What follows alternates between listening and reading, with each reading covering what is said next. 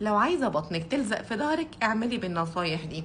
أول حاجة بالنسبة للفطار هتفطري بروتين مع خضار، وتتجنبي جميع أنواع العيش حتى اللي ما فيهوش جلوتين، لأن العيش في بداية الدايت بيبطئ عملية النزول، وكمان بيجوع وبيرفع سكر الدم حتى لو معمول من البقول. تجنبي العيش، كلي بروتين مع خضار.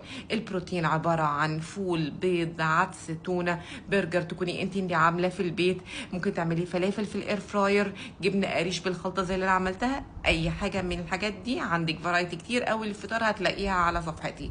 بالنسبه للخضار اللي هتاكليه جنب الكلام ده هيبقى عباره عن جرجير، خس، خيار، فلفل الوان، نص طماطمايه، كل ده تمام جدا.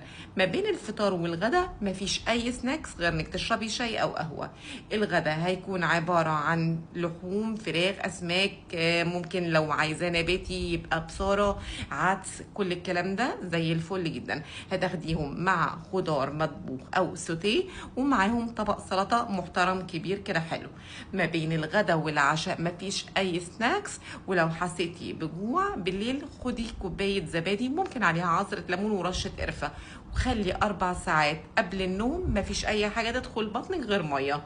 واوعدك في ظرف شهر هتلاقي نتيجه مختلفه تماما. اهم حاجه انك تمشي على الاقل يوميا من ساعة لربع الساعة، يكون في وسط المشي ده مشي سريع جدا، يعني تحركي ما بين مشي بطيء ومشي وسط ومشي سريع. ده هيساعد في نزول الوزن وهيساعد في نزول الجزء السفلي من الجسم. جربي الحاجات دي وإن شاء الله هتدعيلي. باي باي.